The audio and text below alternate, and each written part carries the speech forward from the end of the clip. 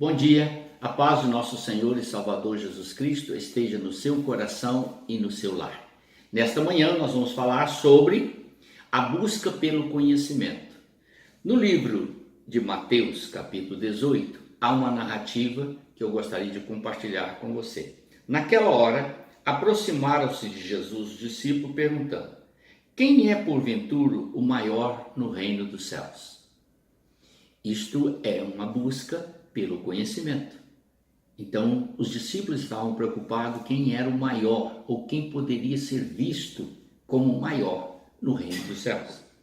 Jesus então chamou uma criança, colocou-a no meio deles e disse: em verdade vos digo que se não vos converterdes e não vos tornardes como criança, de modo algum entrareis no reino dos céus. Portanto, aquele que se humilhar como esta criança, esse é o maior no reino dos céus. Como você vê, querido, esta palavra, ela tem um peso muito grande perante todos nós. Jesus está mostrando o seguinte: vocês estão preocupados em saber quem é o maior aos meus olhos ou quem é o maior aos olhos de Deus, para estar lá no céu e receber homenagens. E eu vos digo, se vocês não se humilharem, não arrependerem dos seus pecados, não se converterem verdadeiramente ao Pai, de modo nenhum entrareis no reino do céu. E para que vocês compreendam isso, Jesus então tomou a criança, colocou no meio deles e disse: vocês têm que ser semelhante a esta criança, ter a humildade de uma criança, a pureza de uma criança, a mente confiante de uma criança, saber perdoar como uma criança perdoa, saber amar como uma criança ama, e em alguns momentos ser tão inocente quanto uma criança é, porque isto é uma forma de você demonstrar que verdadeiramente compreende a grandeza do amor de Deus, sua bondade, sua misericórdia, na solução dos seus problemas humanos, que é a grande desobediência, que conduz o homem à soberba, ao orgulho, à vaidade, à prepotência e afasta o homem do coração de Deus. Queridos, então dentro desse mesmo contexto, eu quero trazer para você agora, se esta é a colocação feita pelo Senhor Jesus, então vamos agora buscar na palavra alguns outros pensamentos que estão registrados, quais servem de base para que entendamos esse texto. Então, olhe bem, diz-nos a palavra em Atos 8:31, que havia um homem lá da África que tinha vindo a Jerusalém e ele estava lendo as Escrituras Sagradas e estava perdido no texto, porque ele lia o capítulo 53 do livro de Isaías.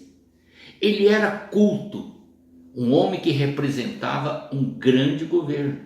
No entanto, querido, ele não tinha conhecimento da leitura que fazia.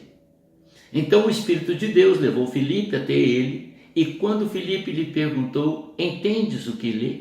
Ele disse: como que eu vou entender se não há quem me explique? Olha que esse homem, por maior que ele fosse, por mais importante que ele fosse na sua nação, diante de sua rainha ou de seu rei ou dos magistrados do seu reino, ele se humilhou perante um estranho e disse: como que eu posso entender um texto que eu estou lendo, não compreendo nada, se não houver quem me explique? Querido, quer crescer na graça, no conhecimento do Senhor? Seja humilde, como foi o eunuco diante do Filipe, e abriu o coração e deixou que verdadeiramente o Senhor trouxesse a sabedoria dos céus através do seu servo para o seu coração.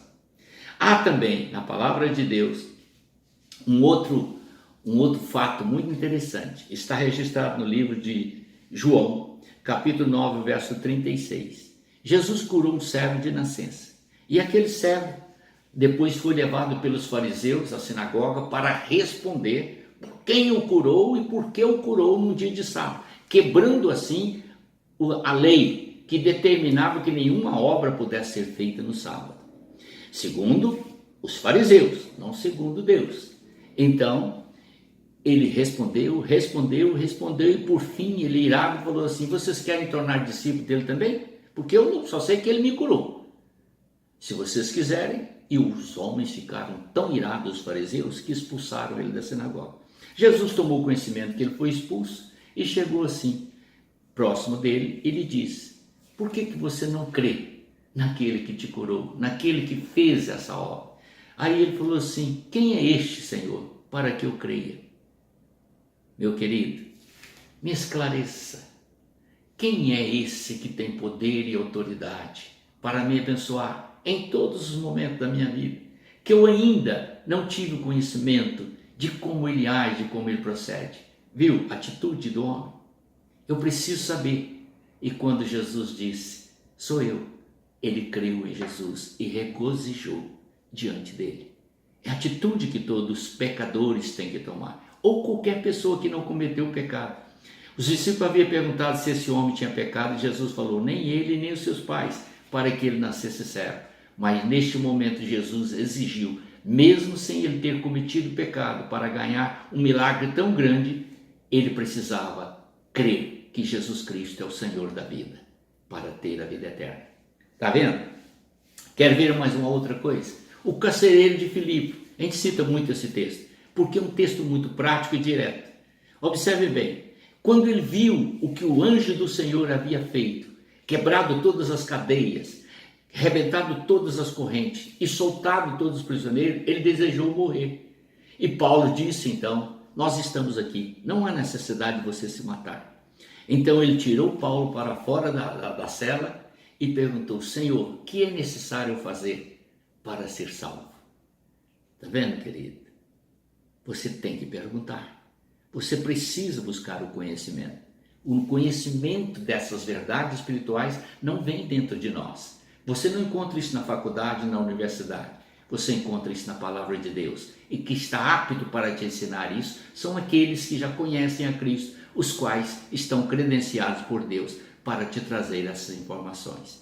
Então, buscar o conhecimento da verdade, buscar o conhecimento do reino de Deus, buscar o conhecimento de como se tornar grande, forte e poderoso, é só você ser humilde como uma criança, abrir o seu coração e permitir que o Espírito Santo de Deus use alguém para te dar as informações precisas. E quando você ouvir, creia em Jesus Cristo e será salvo, tu e a tua casa. Amém? Deus abençoe.